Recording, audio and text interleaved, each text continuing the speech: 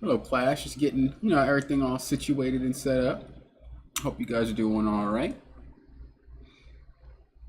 For those of you that are watching after the fact, hello. Hope you're doing all right as well. Yes, I hope you are.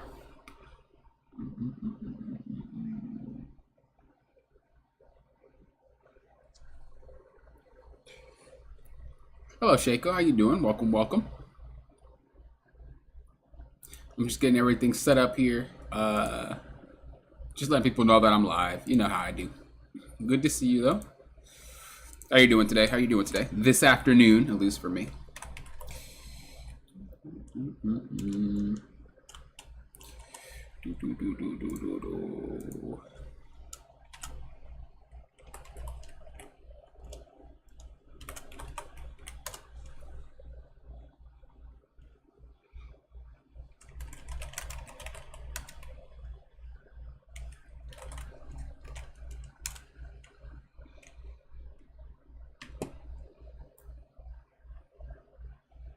All right. So I got all that situated. I always just kind of keep my screen dark just because I don't know. There might be certain things that, I might make a hiccup and show that I shouldn't show. Like stream keys and, just kind of like that. So it's kind of just to save my own skin, I guess you could say. All right, let's go ahead and open up this display. Boom. All right. So we are back. Today, we're going to be talking about champion-specific roles. There's some roles that champions fulfill. As you see right here, I have all the roles put down. We're going to just discuss them and go through them. But pretty much what we have, now this might not be all of them, but this is pretty much majority of what you have. You have split pushers, you have frontliners, you have lane bullies, you have poke champions, you have assassins, you have burst mages, you have control mages, you have hyper carriers, you have utilities, and you have enchanters. And we're going to talk about all of those, what they do, what champions kind of fall under that category. I'm not going to say all the champions that fall under that category, but we're going to discuss some that do fall under that category. Also, I have a little video here. Now, it's not my video, it's a Pro Guides video, but it's pretty much just showing the outplays from Pro Play. But it's going to help discuss, things like a frontliner, things like a control mage, and, stuff like that there. So, before we get started, of course, if you guys are interested in coaching, CoachBucket.com is where you want to go. There is a discount for first timers. So if you've never been coached by me and you're interested in how it works, there is a discount for you. It will pop up on my site, CoachBucket.com. It will tell you what to do to get your discount for your first time coaching with me. So let's go ahead and get started. We'll start with split pushers. So, and obviously, guys, feel free to ask questions if you have them. Let me go ahead and make the thing down here just so I can know to put timestamps, because I know not a lot of you guys want to watch through it all. If you guys could just go to your specifics. So we're going to just have timestamps for you guys, and you guys could watch it later if you guys maybe, can't be here the whole time. It'll be right there for you guys. I'll timestamp it later when I upload it. All right, so split pushers. Indeed. What are split pushers? So we actually discussed this in class number 1. A couple of these we did discuss in the first class that we had. Now, what is a split pusher? A split pusher essentially is someone who wants to pressure a side lane. Doesn't matter, you could be a split pusher as any role except support and ADC. Usually you don't want to split push as those, but you could be one as jungle, you could be one as mid, you could be one as top lane. Now, a split pusher, like I said, generally, it makes it so the enemy team has to respond to your pressure. The trick of split pushing is to not get caught. So let's go ahead and just add a split pusher. We'll say a very good one, Fiora. Fiora is an amazing split pusher, probably one of the best split pushers in the game. Not the best, but she's up there. She's one of the best split pushers. And what actually classifies a split pusher? A split pusher is someone that can duel you, right? That can pretty much handle 1v1s, 1v2s, maybe 1v3s if they're fed enough. Really good players like that can pull that type of stuff off. What else does a split pusher do? Well, they're able to escape, right? Let's say you're getting collapsed on and there's like dudes coming all and you're like, dude, split pushers can usually get out really easily. Another characteristic of a split pusher is someone who can take towers. pretty easily as well. So this is why you see the uprise of Scion. Scion might not be a duelist, but he has the trait of getting away. By pressing R, he can just run away and you can't stop him unless you're in front of him. On top of that, he's pretty good at taking towers. Even though he's not a traditional split pusher like Fiora is, he still is classified under being able to pull that off, right? And those are defining characteristics. Let's just say Leona, she can't split push. Why? Well, she doesn't really have any wave clear. She doesn't really duel anybody. She has no escapes, and she can't really take towers that well. So why would she be split pushing? See what I'm saying? So those are pretty much what split pushers are.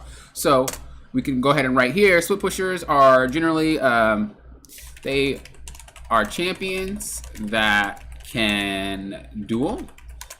1v2, 3.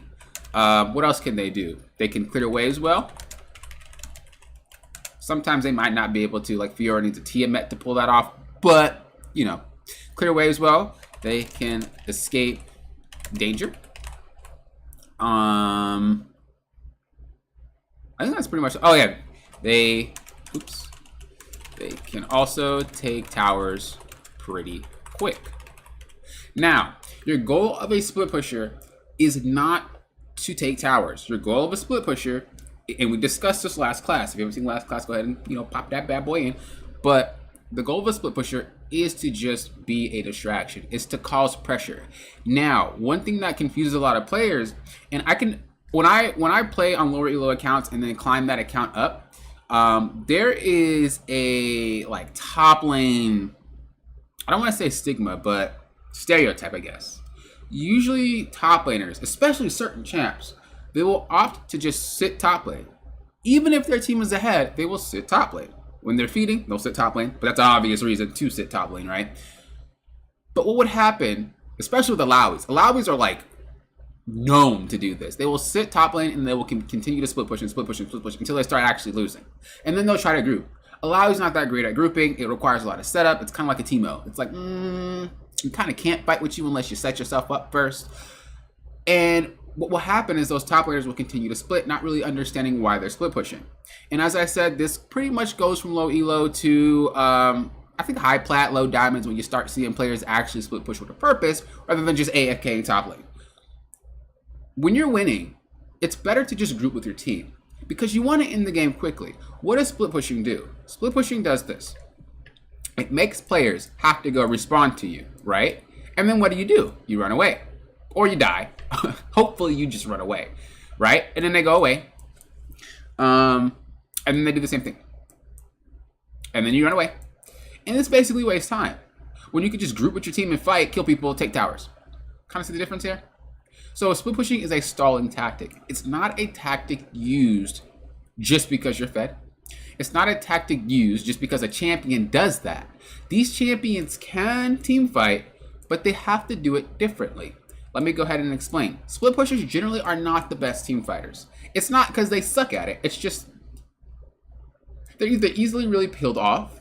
They are very single target champions. They have a hard time getting in.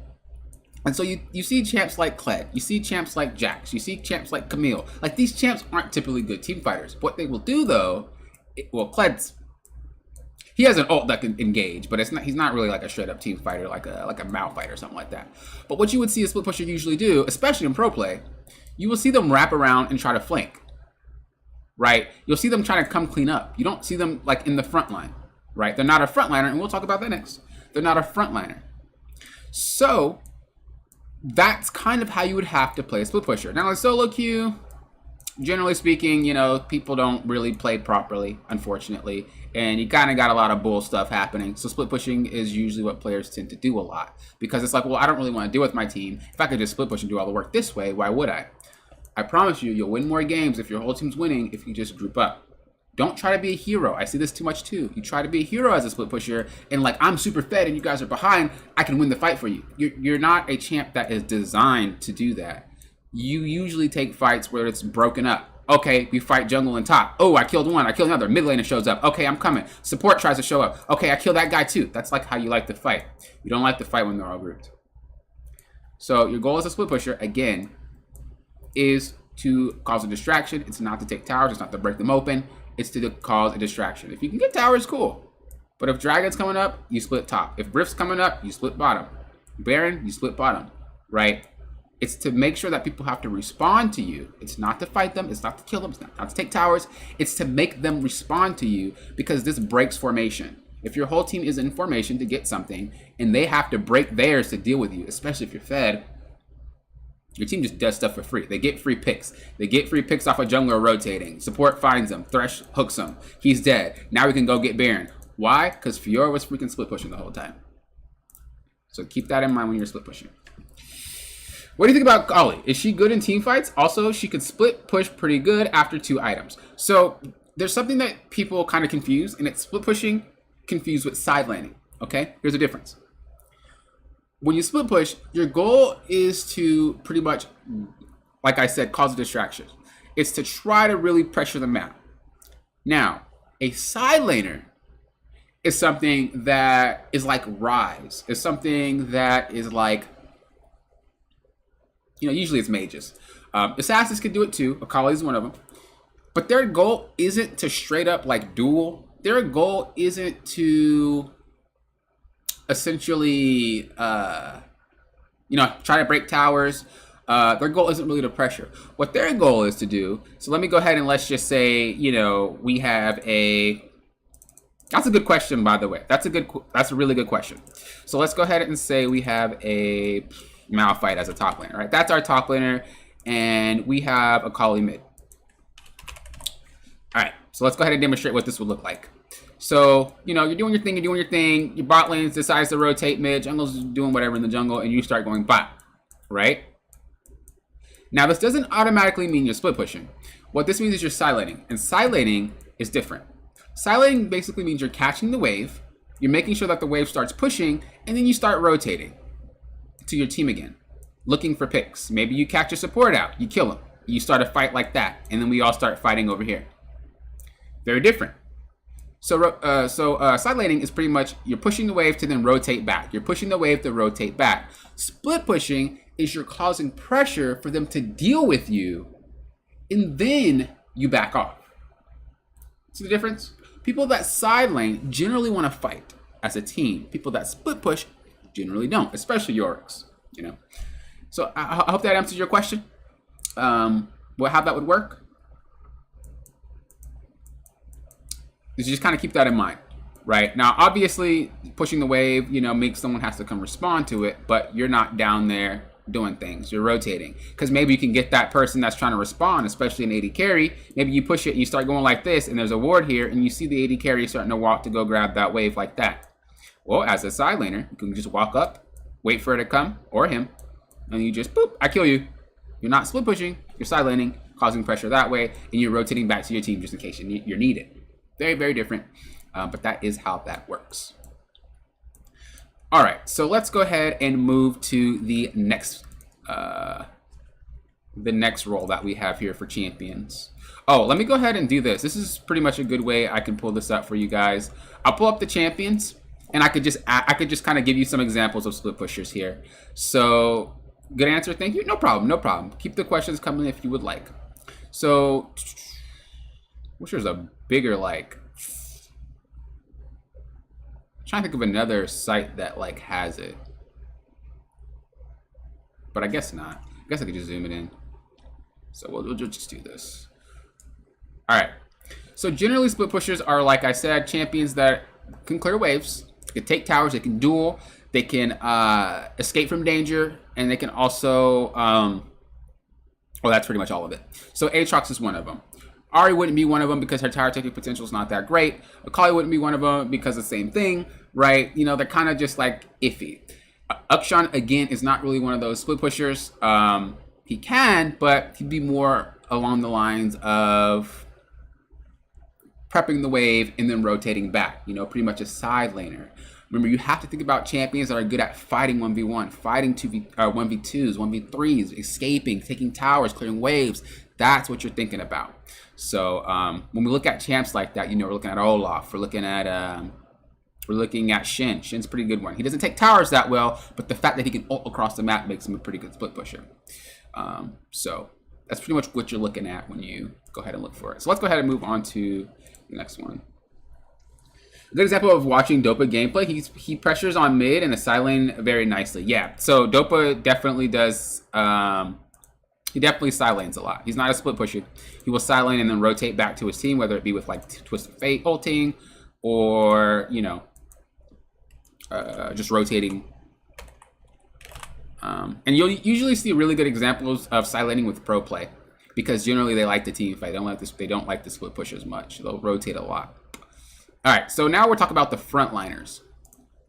So, what is the job of a frontliner? Frontliner's job is pretty much to do what you just said, right? A frontliner's job is they are champions that are pretty tanky. They don't have to be tanks. Renekton can be a frontliner. Darius can be a frontliner. They don't have to be actual straight up tanks like Malphite. They just have to be kind of tanky. Ability to face check and not die.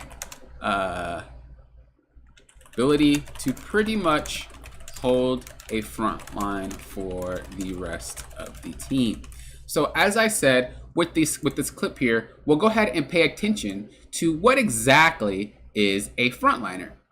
So these are just clips of outplays, but I'm not really focused on that, right? So it's going to be kind of hard to see, I know, because it's a little bit blurry, but work with me. So this is Trundle, right? That's Trundle right there. Now, the enemy team's frontliner is going to be Poppy, right? It's Smeb.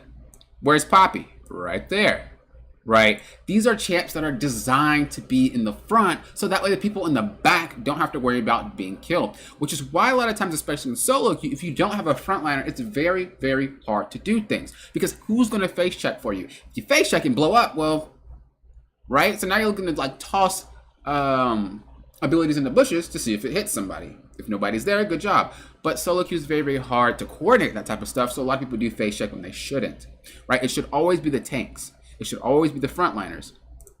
As an example, let's go ahead and say that Malphite's here, right? And their whole entire team's on Baron, right? Our team's over here, and we're really scared. Their whole entire team's on Baron. They scanned it. It's really, really dark. It's pitch black. We can't really tell exactly, you know, who's there, right? If Akali goes in, she could smoke herself, but she could still get killed, right? Malphite goes in, although he will take almost all the abilities. If they waste everything on him, well, then your team could pretty much clean this up, like for free, right? Because they just expelled all their abilities. For the most part, though, they might just use a bit of them. So, but he'll be able to tank it. And if something does go wrong, he ults out. Or if something does go wrong, what does he do? He ults the people and suicides basically for you guys to clean them up, right? That's the point of a frontliner. The same thing for like a Darius. Anything that can just check a bush, anything that can be the front so your ADC can shoot stuff and like be safe. Anything like that. It could be a frontliner could be a mid laner. A frontliner could be a top laner, right? Mid laners like Galio. Pretty good frontliner there, right? Top laners like Malphite, Sion, supports like Thresh, Leona, Rakan can even kind of be a frontliner because he's very easy to escape out when he needs to back up. He's not necessarily tanky, but he has the tools to go check and come back out without getting harmed. Frontliners are those that are generally putting themselves in danger for the safety of the other for your team. So when you think about a frontliner, that's what you're thinking about. And that's why their role is super, super important. Because without those frontliners, as I said before, especially in solo queue, you have people face checking like AD carries or supports like Soraka and getting exploded. And then it's like, dang, now we're picked off. So in essence, I'm not saying draft a frontliner every single game for solo queue, but you'll have to play accordingly. So let me go ahead and answer the question of how do you actually deal with not having a frontliner? Because a lot of games, you're not going to have one. So how do you deal with this? Well, if it's dark, right, what is one thing that will always show vision? Right? Think about that. What is one thing that will always show vision? Towers, obviously, but minions. Minions will always show vision. So a good way to really see who's in there is to have like someone shove out the wave, because what's going to happen? Someone's going to have to come out and respond to that wave. And this also gives you vision of everything right here. So if they come out to respond to the wave like that and you see them here, you know that A, the formation is broken. You know, somebody's responding to the wave. But B, you know, you guys have an easier way of coming in maybe this way. You know, you guys don't have to come in through here or through here. You guys can come in through different angles. That's how you deal with that, is you shove out those waves so that way, you know, you have an easier time kind of face checking without having an actual frontliner. So always think about that. If you don't have one, shove out the waves first, so that way you can have people A, on the enemy team respond, or B, at least you can come from different angles so you're not going to be exploded as soon as you face check maybe the pixel bush right here. They're just sitting there. You know what I'm saying? All right, so let's move on to the next one here. So the next one that we have, again, these little timers are just for me specific, so I can, or not timers, but titles, so I can timestamp the video for you guys if you guys don't want to watch the whole entire thing. Nothing to do with like you guys as I'm streaming right now. All right, now we have lane bullies. So what are lane bullies? Lane bullies are typically champions that you can kind of consider lane bullies as snowballers in a way. These are champions that typically want to, and this goes for jungle as well. It's called lane bullies, but junglers have them too. It's like Xin Zhao, Udyr, Elise, Lee Sin. These are champions that kind of want to make it so you can't farm. You can't do your job. So as far as lanes go, think about it. What champions for specific lanes makes it so that you are bullied? You can't do anything. Nothing at all. For top, Renekton's a really good option, right? Darius. These are champions that are designed to make it so you can't do what you want to do and really get under your skin, right? So they are champions that are going to prevent the enemy laner or jungler from farming by being really aggressive, okay? So when we think about champs like this, again, Renekton, Darius, Lee Sin, Xin Zhao, Zed is a really good one. He doesn't really technically like in your face lane bully you, but it's the psychological effect if he can one-shot you type of lane bully. If we're thinking more about lane bullies, maybe we'll say Azir is pretty much of a good lane bully. Victor is a kind of a good one. Ahri is a good one. Akshun's a good lane bully for mid and top. As far as bot lane goes, it's Caitlyn, right? It's Karma, it's Vel'Koz, it's Misfortune. These are typically champs that don't necessarily scale well, but they are very strong early and they make their presence known. And if you can end the game before the other champions that do scale well, if you can end the game before they come online, you just automatically win. You don't lose, right? So that's the benefit of that lane bully. That's the benefit of that snowball heavy champion. Now, the downside is, again, you do fall off. And now people use this term to think of damage numbers. When you fall off, it doesn't actually mean damage all the time. A good example is something like, what's a good one? I'm gonna look at the champ list because I'm at a loss. A good example is Lucian. Lucian, quote unquote, falls off, but that's based to damage numbers compared to another ADC that scales, right? But not based off in the sense he can't team fight. He's a pretty good team fighter. A prime example of someone who doesn't fall off in numbers, but they fall off in a team fight aspect is someone like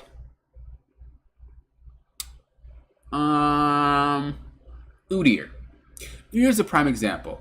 Although Udyr does fall off in damage as well, he falls off in the ability of actually team fighting properly. All it takes is for you to sit this dude down and kite him backwards. He can't kill anybody. So he's not as effective as he would be in like scenarios of like skirmishes.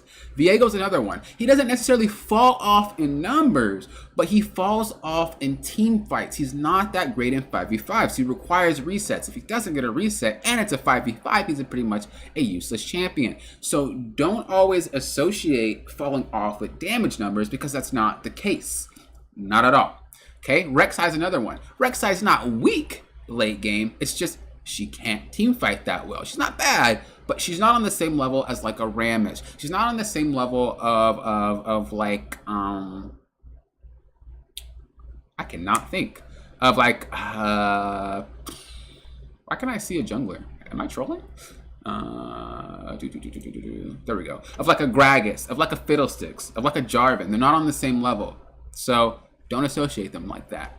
But lane bullies generally do fall off in some sort of aspect, whether it's team fight, whether it's numbers, whether it's ability to do a certain thing. Once late game happens, like assassins generally can't one-shot anymore. They typically fall off later because they can't one-tap late game if the team is coordinated enough. So Poppy, yep, Poppy's ability, she falls off in terms of numbers, not team fight. Elise falls off in terms of team fight, not numbers. Kali falls off in terms of numbers. I don't want to say team fight because she can team fight, but her numbers do fall off in the terms of she can't really one bang anybody anymore, right? She has to play a little bit more for the prolonged fight, especially after the durability update. Sejuani, she falls off in damage, but not team fight. Yep, those are some really, really good examples. Exactly. So when we're thinking about lane bullies, when we're thinking about jungle bullies, they're pretty much thinking about champions that are very, very good early, but they tend to not perform the exact same late game because they tend to fall off, okay? All right, let's go ahead and go to the next one here. And we're going to be talking about poke now. Now, when we say poke, right, we might be thinking of poke as in a sense of, again, lane bully, right? Caitlyn's a poke lane bully, not the same. What I mean by poke is a champion that is very, very good at poking before you fight. You know what I'm saying? These are basically champs that are very good at, you could say they're good at sieging. They're very good at poking you before you start the fight so that way you can't actually fight them. So what are champions like these? The champions like Ezreal's. A lot of the times, especially in lower elo, you'll see Ezreal players kind of commit to poking and they might miss position really, really badly. But they're doing their job, right? The job of these type of champions is to kind of dish out some damage before the fight starts. Boom, I'm landing Qs. Boom, I'm landing Qs. Boom, I'm landing Qs. Right? I'm chunking you out, getting you to half HP. That way, if Malphite decides to go in, well, guess who's basically half a champion at the moment? Right? Those are those type of champions. And so those champions can be in every role, but they are typically long-range champions that can do damage before a team fight starts, so that way you have an advantage. So they are champions that are usually long range and can poke champs out from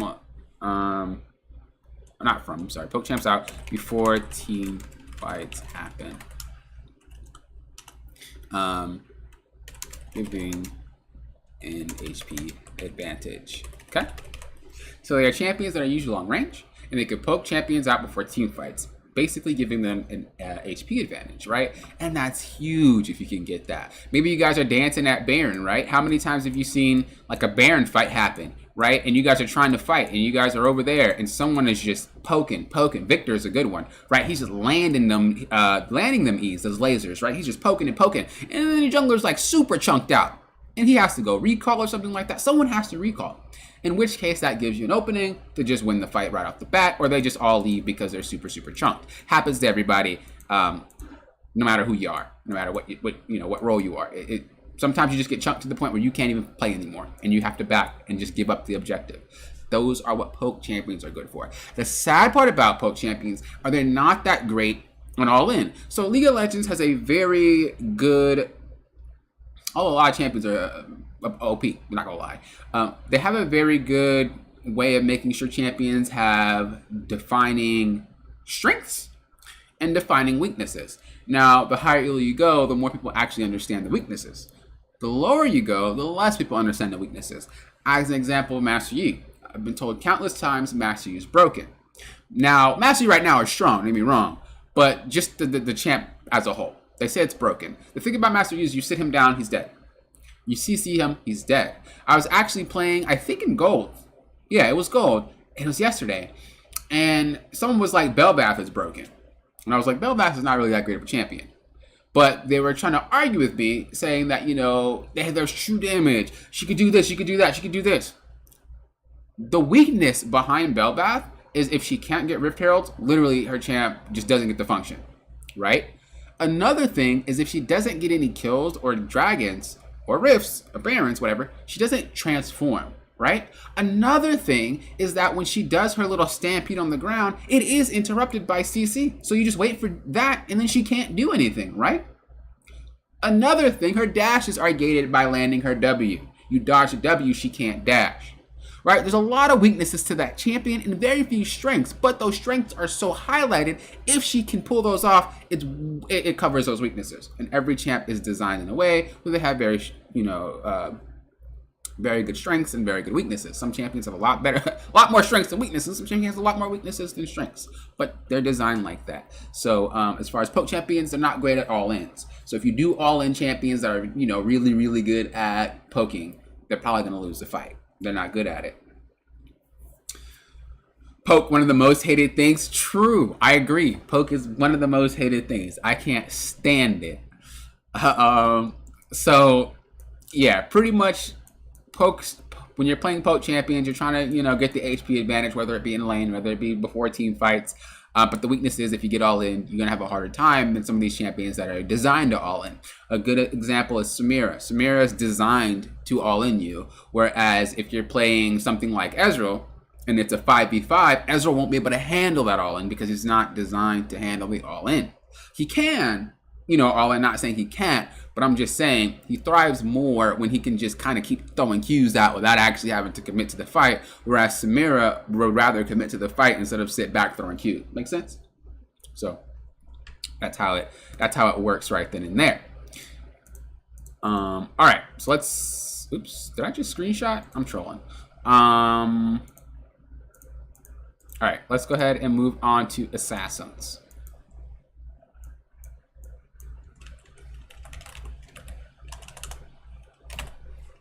All right, so assassins. Now this is a class that's kind of, it's pretty self-explanatory. There's assassins in almost every single game that you play if there's fighting, right?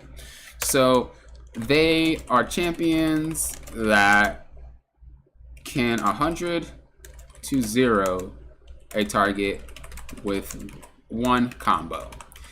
More or less, that's how it works. Obviously, some games they're weak, and so they don't get the 100 to 0. Some games the game goes too long and they can't pull it off anymore. But assassins are typically designed to 100 to 0 you. Pretty simple, pretty cut and dry. The game actually, you just kind of already know the assassins. Honestly, assassins in this game have aesthetics that make it look like an assassin. Zed, Akali, Talon. I'll consider LeBlanc an assassin, right? Like, these are champions that have really good mobility and really good damage to one shot. But if you haven't noticed, a lot of assassins are very, very single target, right?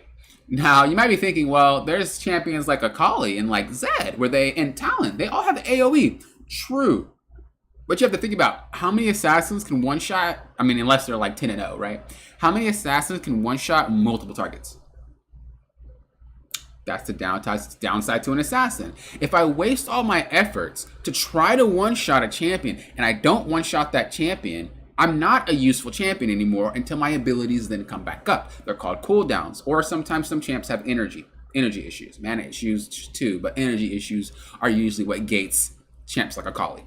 Mana is not really an issue that things like Talon later into the game.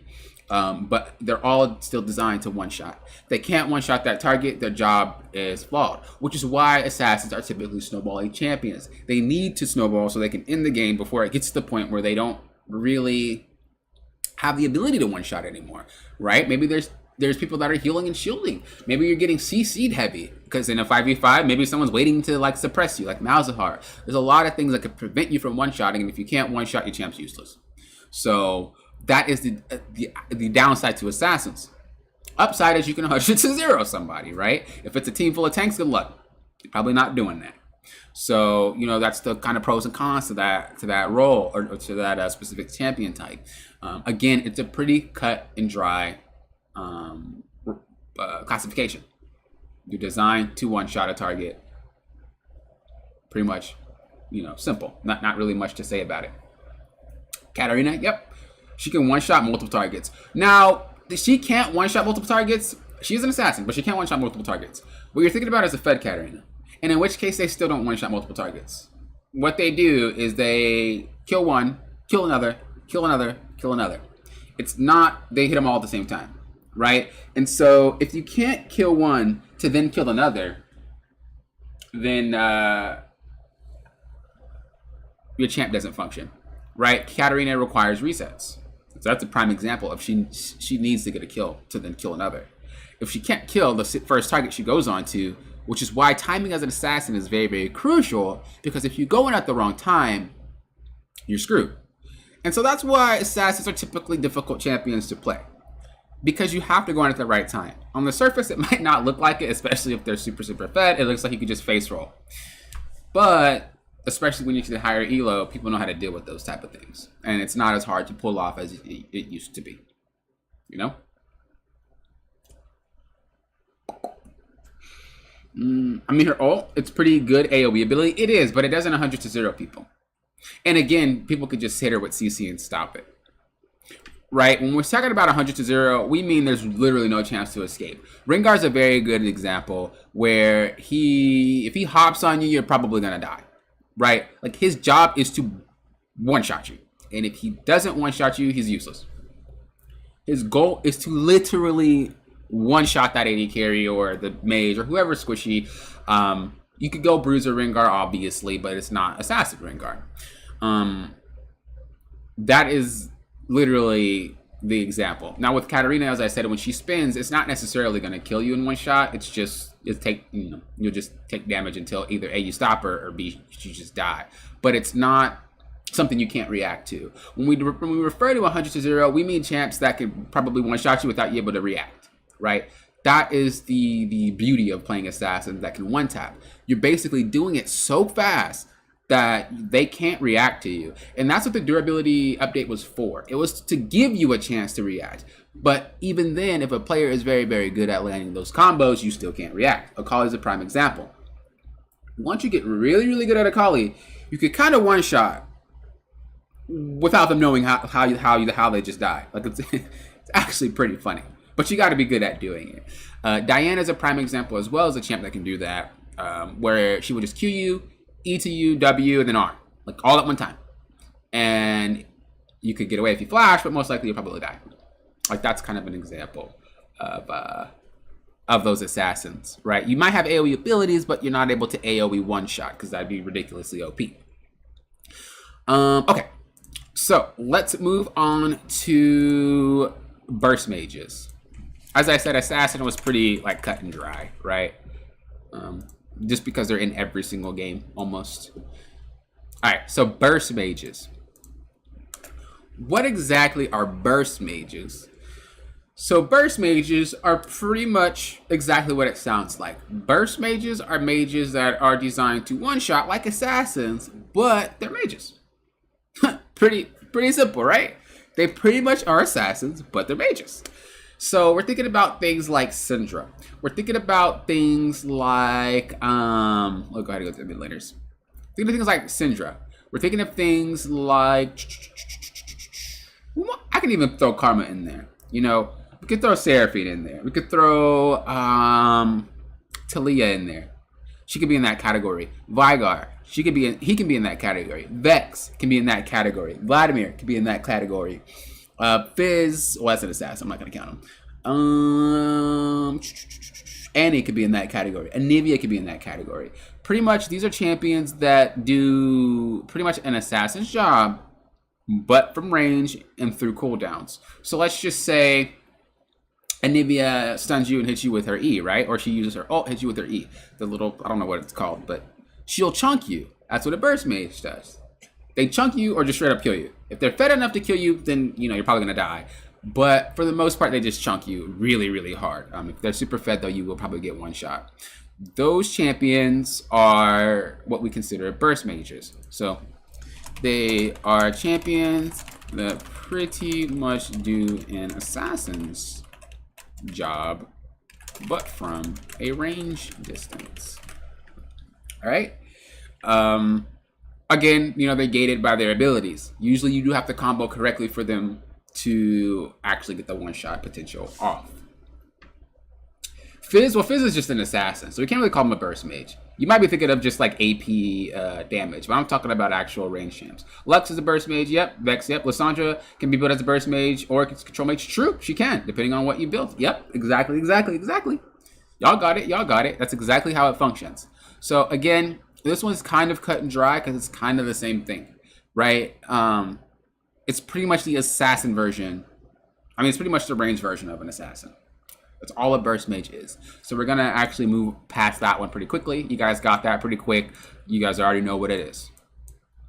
All right, control mage. So this one, actually one of my favorite types of mid laners. I love control mages. I love being able to dictate what happens on the field. One of my favorite control mages are Azir. I love Azir a lot. So they are champions that control the pace of a fight, also control the area of which the fight takes place. Another side note says pretty much making the enemy do what you want them to do. So a control mage can be used in team fights and they can also be used in lane. As an example, Azir's a control mage in the sense of that he, most control mages also scale really well, by the way. Most of them, not all of them, most of them do scale pretty well. They might be a little bit weak early, but control mages aren't designed to play early. They're designed to play mid to late. They're designed to really put their emphasis in team fighting. Like I said, they could be used really well in lane too, but they shine during that mid to late game. So I'm gonna go ahead and show you guys some examples of actual control mage plays here. So we have, where are they? We have Faker on Orianna. Faker's right here, okay? Now, the control mage doesn't need to actually use their abilities to control the pace of the field. If Orianna puts the ball on Trundle, everybody knows that she could shockwave, you know, she could just, and kill everybody. So they have to space themselves out, right? In low elo, people aren't gonna pay attention, right? Don't get me wrong. And that's not a stab at low elo, it's just obviously, you know, there's a lot of things that they don't think about that they should be when it comes to 5v5s. You don't really get a lot of chances to practice a 5v5, especially in solo queue, so it's not nothing to be ashamed about.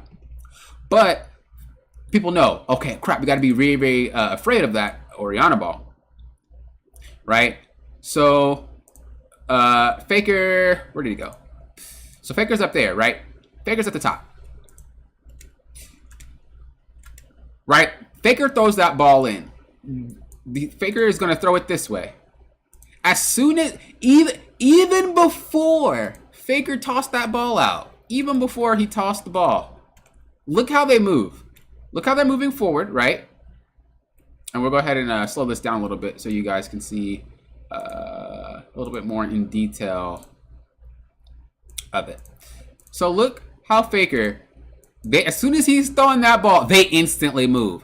It's not fast enough, but you see how they instantly respected the fact that that ball came out. That's what a control mage does. If you don't respect the control mage, they will disrupt the fight. They will really make it really hard for you to win the fight. Like, that's the beauty of a control mage. Now, again, you have to respect these champions, because if they farm up to the point where they will be a threat, which most control mages do, they don't typically leave lane a lot because they can get their farm and get to the point where they can do something like this. They're really detrimental. And like I said, even if they don't throw the ult out, if Faker just does this, if Faker just throws the ball and leaves it there, what's going to happen? Their whole entire team right there focuses these two, Smeb and Peanut, because these guys are zoned off by the Faker, by the Orianna ball, right? Because they'll be over here. So even without actually tossing an ability, you can zone the entire team. If they don't pay attention, you kill them. So realistically, Faker had two ways to play this. I ult, or I could just leave the ball there, right? Very, very important thing to know as a control mage. It's so insane how much impact you have in a team fight, but you have to know how to play them yourself. It's not, the champ's not going to do the work for you. They are typically difficult champions, but once you get them down, you're good to go. Here's another example, right? We have another Orianna play here. I can't read the name. Is it Sia? This is a very, very old game. This is like old. But it's the same concept, right? The ball comes out.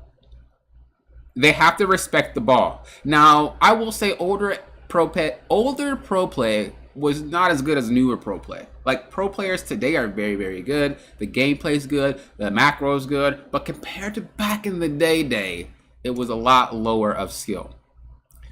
But you see, the ball is still held onto. The Orion didn't ult yet. Now the right moment. They didn't respect that ball. She gets 4 people into an Oriana ultimate and wins the fight. Control mages are that good, but they take skill to use.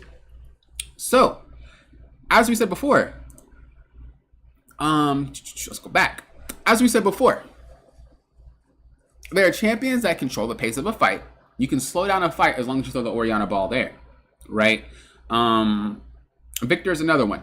You put down the force field, they're going to have to respect it, and they're going to back up because Victor just placed this little stun thing, you know, right there. They're not just going to walk right through it.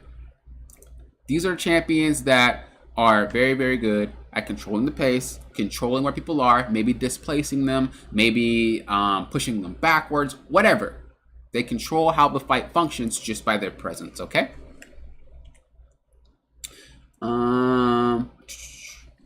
Let me see. Cassiopeia the boss. Cassiopeia, I think, is more of a hyper carry than control mage.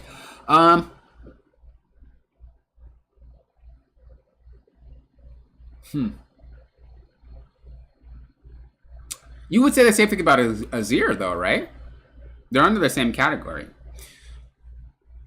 You wouldn't call them hyper carries, though. I mean, I guess you could. That's a good one. I would say she classifies as both, right? Because the thing about hyper carries is they're able to put down consistent damage. Hyper carries generally aren't burst champions. They're not generally champions that are gated by cooldowns. They're generally champions that can put consistent DPS, you know, over and over and over again. And it also scales basically infinitely. They scale to a point where they're just really, really strong. So not only do they scale really strong, but they pump out consistent DPS. But we will talk about that next, actually. But Cassiopeia does have the ability to be a control mage. Why? Think about the abilities that she uses. The miasma, the purple, right? That is enough to prevent people from walking through it. That is enough to back them out of it, right? And then you have to think about her ultimate. People, especially in high elo, know that Cassiopeia will stun you. So what do? They typically turn around or they just get away from her because they know. So again, control mages are champions that basically force you to play a specific way to deal with them in a team fight. That makes sense? So she could be both, for sure. All right, let's move on to the hyper carries.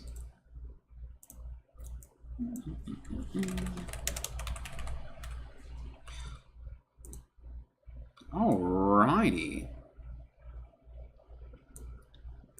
All right, so hyper carries. Hyper carries, oops, we don't want to close that. Hyper carries are generally champions that, we already said it though, pretty much scale increasingly well, right? They scale to a point where they're pretty much unstoppable. Now, you might be thinking, well, is Nasus a hyper carry? Because he scales. No, right? Because he's typically more of a frontliner. The fact that he needs to do a lot of work to get to his target, and also he doesn't necessarily do a ton of damage. He just does it when he's fed. Whereas if a game goes long enough, although he infinitely scales, he doesn't really one-bang targets. He doesn't really put down really strong, consistent DPS. He doesn't really take off, right? As much as, like, let's say a Vayne would or a Jinx would. These champions get really, really strong, and a Nasus won't be able to deal with a Vayne, which then triumphs that theory of Vayne being, or Nasus being a hyper carry, right? Generally, hyper carries can take out other hyper carries. Nasus won't be able to pull that off. But what are hyper carries? So hyper carries, they are champions that scale extremely well and I want to say extremely well into the late game. And pump, oops, assistant, DPS, and fights. So you might be thinking, well, isn't every ADC then a hyper carry? Not really, not really. What is the difference between like a misfortune as a hyper carry versus a difference between like Vayne, right? If you think about it, like they're both ADCs, they're both ranged. Why are they not considered hyper carries then? Well, what is a defining characteristic of a hyper carry? The constant DPS, right? Think about it. The later misfortune goes into late game. Does she really get stronger? On top of that, does she really play around her auto attacks? Right?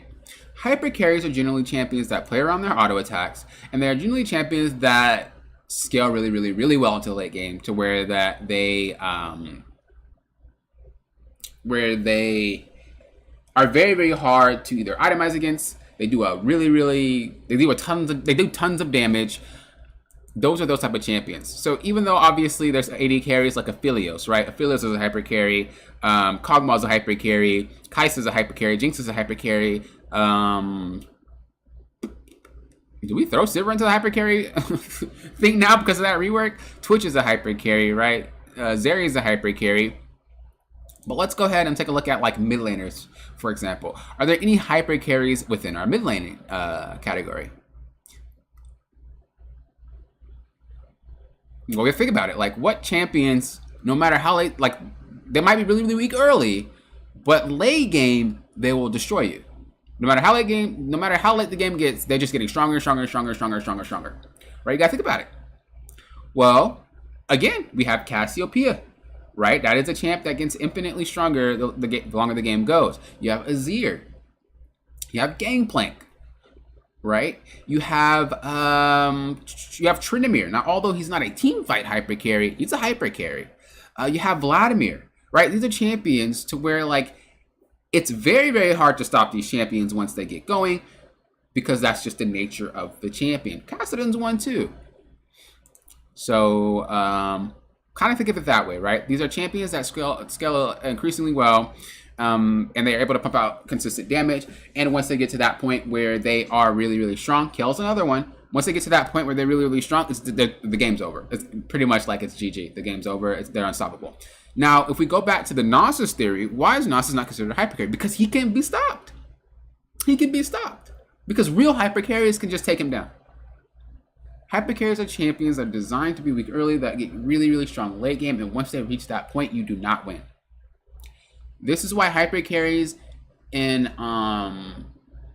solo queue tend to not really do well, because you have to get the game to go longer. Now, obviously, in lower elo, hyper carries tend to do well. Let me go ahead and show you a little statistic here. So we'll go ahead and go to u.gg real quick, right? And let's go to a statistic. So we're gonna look at games that are, we'll say silver. Notice the champs that are generally going to have the highest win rate. Do you want to go to tier? I don't really know.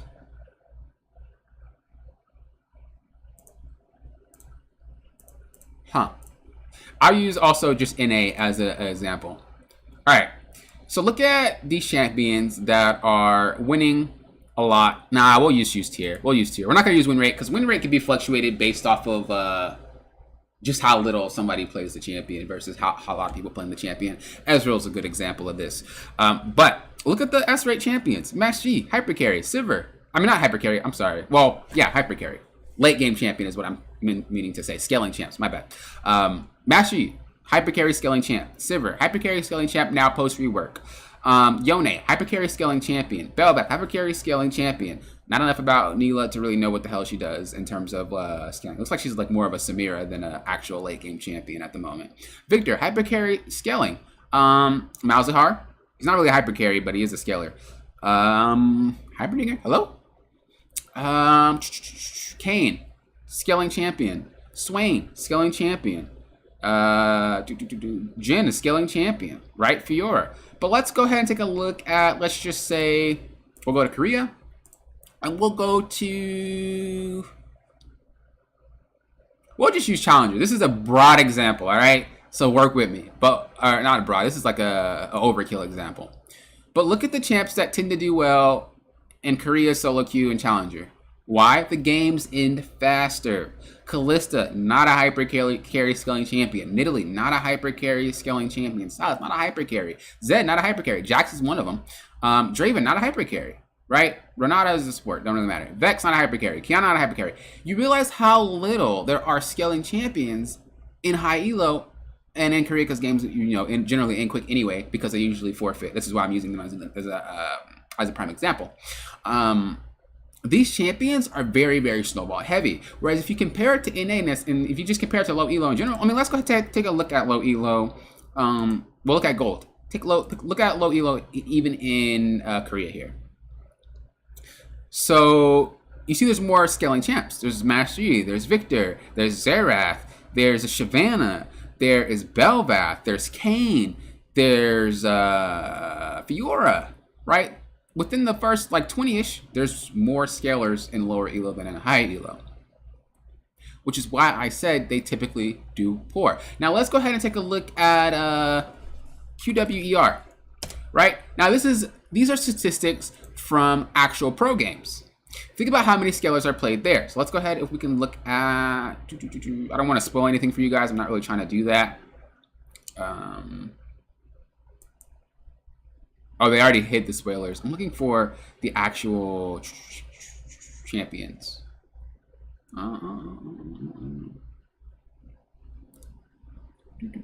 Okay, I guess this is a good example. All right, so look at this, right? You see how many times Azir gets picked? It's 66 times. Right? We have Victor getting picked more. We have Zeri getting picked. Right? And you see how the people that usually snowball, I mean, Vieiko's just a good champ, period, so they always pick him. But you see how like the snowballing champs like Lucian, I don't know if they're using post rework Sivir in pro play at the moment. I'm sorry, I don't know. If they are, then it's a different story.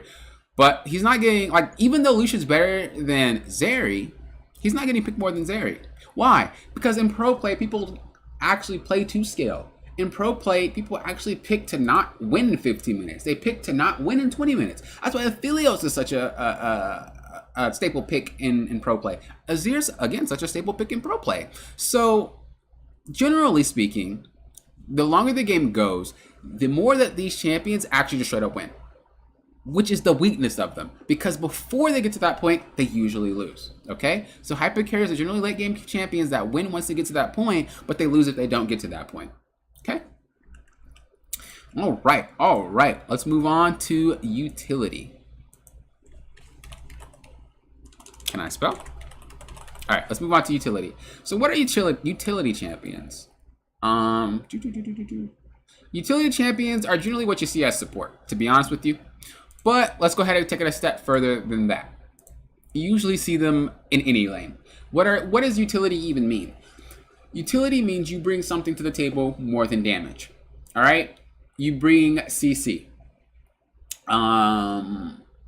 Whether it be hard CC like stuns, roots, or soft CC like slows, things like that, right? So utility is anything that you could provide to the team that's pretty much not damage. Shielding is pretty much utility. Anything like that.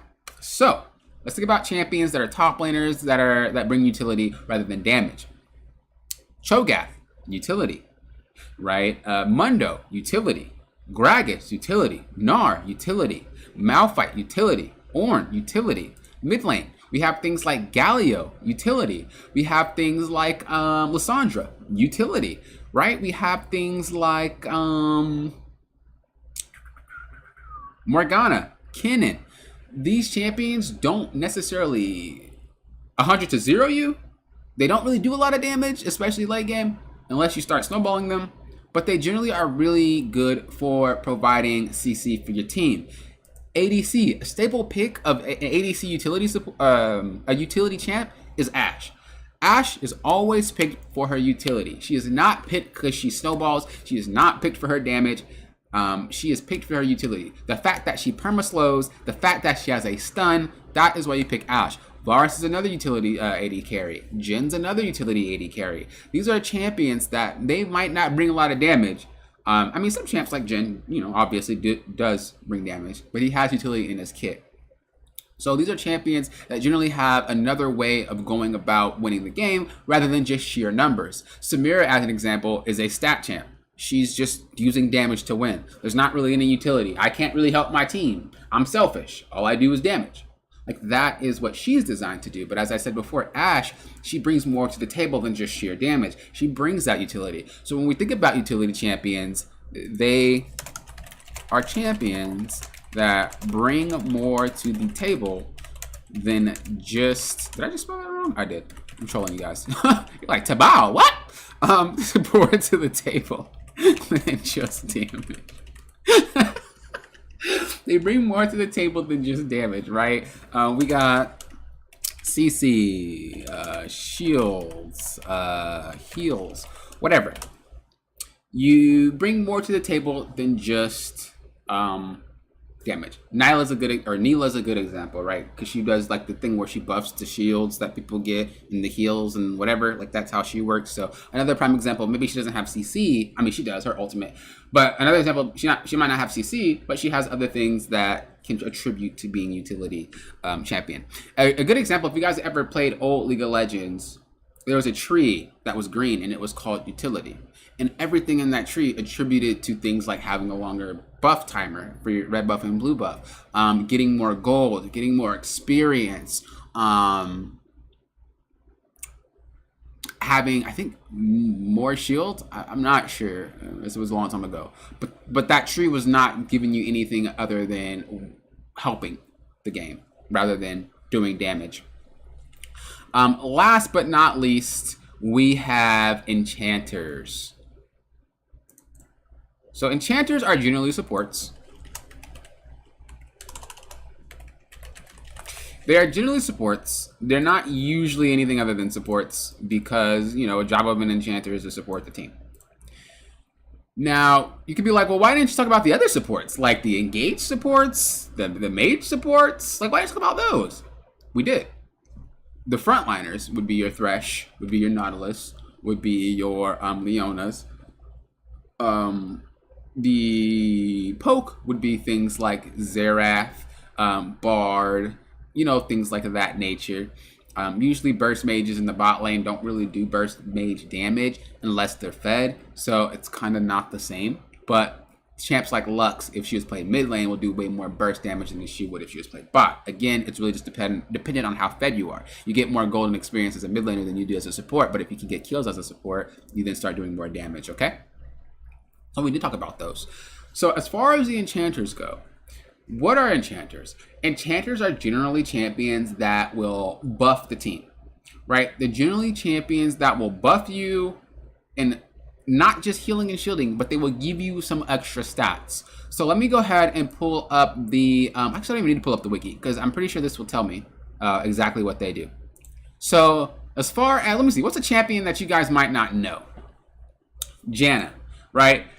Janna, however you want to say it, there's actually a passive in her kit where if she hits you with Q or W, her shield is actually stronger. Let me see if it tells you. Is it?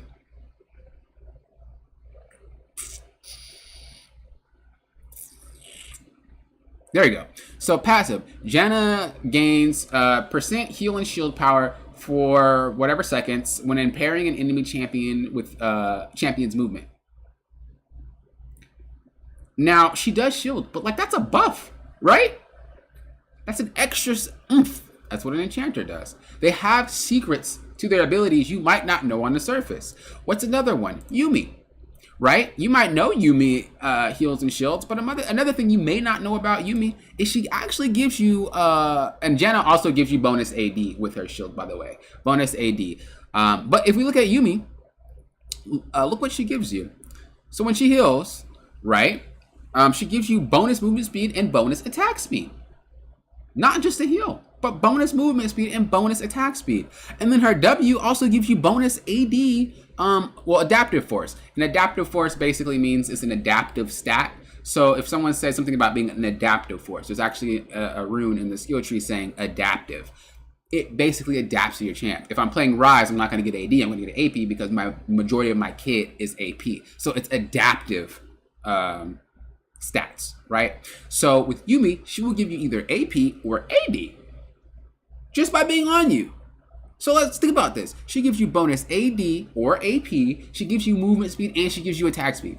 Now we throw this in with the support item. What, the Moonstone? Throw it in with like Ardent Center? Throw it in with Imperial Mandate?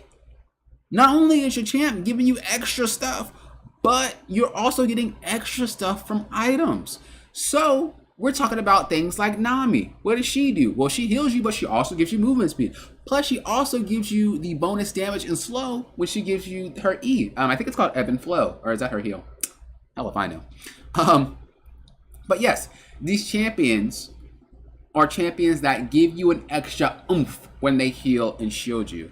They don't just give you a heal and shield, they actually give you more. They make your champion stronger. Instead of your champion being at 100%, they put you at 110%. So we will say that Enchanters, they are champions that will buff other champions with their abilities. So we're thinking things like move speed, right? Damage, attack speed, armor / MR. Sometimes some champions will give you armor and magic resist when you shield. And if you think about it, if you even take the rune, what is it? If you take Shield Bash, I believe if someone else shields you, it works that way as well. I could be wrong. I could check. But also, if you take, what is it? Is it Revitalize? Heals and shields are bonus on you, too. So that's kind of like a little buff that you could just put on yourself. These are, oh, and you can also say it's like Morgana, like spell shields. Right? So, Enchanters are generally champions that will buff you and make your champion not just 100%, but 110%. They give you an extra oomph, whether it be through AD, AP, attack speed, movement speed, armor, magic resist, spell shields, bonus damage on like your auto attacks, whatever. They're giving you something to boost you to be better. And that's what enchanters are used for. And that's why one of the reasons people don't like Yuumi. Because Yuumi is an enchanter that you can't really kill unless she gets off. So, although Yuumi is pretty weak if the champ is weak itself, but if let's say something's snowballing and it's like 10-0, putting Yuumi on top of it makes it 110%. You know what I'm saying? Which is why people don't like Yuumi. Because you can't really erase the 10% unless Yuumi gets off. Or you kill the 110% champ. Whereas if you think about things like Soraka or Janna or whatever, you kill them, and then it makes killing the actual target easier. You don't do that with Yuumi. So that's why people don't like it. Ivern is a good example of a jungler enchanter. True. Ivern's another one, right? Ivern is a jungle enchanter. Exactly. He is definitely a jungle enchanter. So, like I said, it could be in any role. It doesn't really matter. Now you could say, well, doesn't Lee Sin shield you? Is he an enchanter? No, he's not an enchanter. He gives you a shield, but that's it. He's not considered an enchanter. He brings utility to the team, but he's not an enchanter. Because remember, what do enchanters do? They make you 110%. Lee Sin shielding you does not make you 110% of a champion. It just gives you a shield, right? So you have to think of it that way. Enchanters are one of the best, like, champion classes in the game, but the problem with enchanters is the enchanter is only as good as who they're enchanting. Got to keep that in mind, and that's why people don't usually like playing enchanters when they're climbing solo queue. They rather play the engaged supports like Nautilus and stuff like that, unless you're like duoing or something. All right, so now we are on to questions. Does anyone have any questions before we end class today? This is a pretty good class. And of course, I will have the notes in my Discord. I will post the video and my notes in my Discord. If you guys are not a part of my Discord, please join that link down below. Also, again, if you guys are interested in coaching, whether you're interested in the VOD review of one of your games or you're interested in an actual one-on-one coaching, there is a discount for new students that get sessions. So make sure you check that out, coachblaker.com, if you want to improve your play. But like I said, now we're on to questions. What questions do you guys may have? Any and all of them. What are Enchanters' claims? Whoa there. Short question: is Zilean more utility or Enchanter? Ooh, that is a good question. That is a good question. All right, so you gotta think of it as he does technically help you win harder. He's a champion that like excels at like if your team's already winning, but he doesn't excel if your team's losing. Does that mean that he is technically an Enchanter? No. He is more of a mage utility champion. Enchanters generally just don't have damage, for the obvious reasons that they overbuff people. So why would you get damage if you actually are able to overbuff people, right? Yeah, he gives you movement speed, but he doesn't give you anything else. He can revive you, but that doesn't really do anything for you. So you can kind of put him in the Enchanter role, but he's not an actual like designed Enchanter. I think it was designed to be a mid lane, and then we just took him to support, kind of like Lux. So yeah, he's not considered an Enchanter. Will he shield you more if you buy Enchanter items? Yeah, I would assume. I don't think it's more of well, yeah, it'd be all heals and it'd be all heals and shields. Yeah, it's like Moonstone works that way. It would be weird because his shield isn't really that strong, so it'd be kind of weird. But it does work that way. It does work that way. I think back in the day, I could be wrong. But I think back in the day, if he shielded you, you would get lifesteal too. It was weird. But I could be wrong. I think that could never be a thing. I could be wrong, but I don't know. I could be wrong. There are some things the Leafs in that made him like incredibly broken back in the day. Incredibly broken. Like he used to slow your attack speed with his E. That was nuts. It's called cripple. I think it's still called cripple, but it just doesn't slow your attack speed. But yeah, you guys got any more questions? Feel free to ask them. Pretty much what we covered today. We covered split pushers, we covered frontliners, we covered lane bullies, we covered poke champs, we covered assassins, we covered burst mages, we covered control mages, we covered hyper carries, we covered utility, and we covered enchanters. Those are the things that we covered today. Now, like I said, it might not be all the classifications, but more or less this is it. And some champions can cross over into other ones, such as Garen, right? He's a frontliner and he can also split push, right? You can have those splits. But for the most part, you know, a champion is probably going to be in one of these categories, if not more than one. Like you just said with Zilean, he's not considered an enchanter, but he can kind of pass, you know? So some champions do that. But based on your explanation, is Orianna a part of the Enchanters, so control an Enchanter with E? Again, Orianna doesn't really buff anything, right? She just gives you a shield, so it's kind of like Lee Sin. It's not necessarily an Enchanter. She gives movement speed, but that's with a different ability, right? It's not actually with the shields. So she then just brings utility. So she's a utility. She's like a control mage with utility. Kind of like Azir, right? If you think about it, Azir, if he puts his soldiers up, he'll slow. You know, it's kind of like a utility control mage. In E, max 30 armor. And really? Hold up. When did that get added? I gotta check now. Is that a thing? That's OP!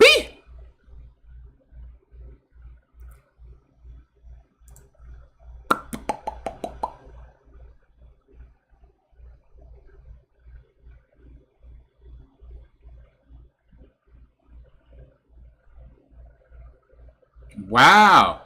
Okay, so that's not really an enchanter though, because that's pretty nuts. I didn't even know that. I mean, it never really mattered. Like, usually you can still blow up the champion, but I never knew that. This whole entire time, okay. Holy, that's actually nuts. Dude, think about coaches. Remember, we don't know everything. I did not know that at all. That's a mind blow. Holy crap. But yeah, the thing is,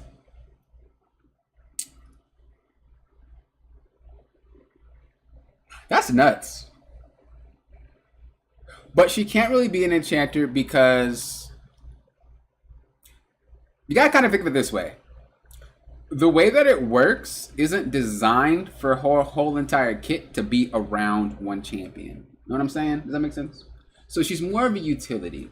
Enchanters are generally champions that are designed. Their whole kit is built to make you 110%, not just one ability. So even if we bring that back to Zillion, he can pass, but his whole kit's not meant to make you 110%. He just has some things in it that can help you. Again, with the Lee Sin shield thing, he's not designed to be that enchanter. It's just he has the ability to shield you, right? So that's pretty much what you would think about it as. Their whole kit, most of their abilities have to then stem from being able to buff you. The only thing that buffs you is her E. So she's not really considered a enchanter. She's more of a utility champ.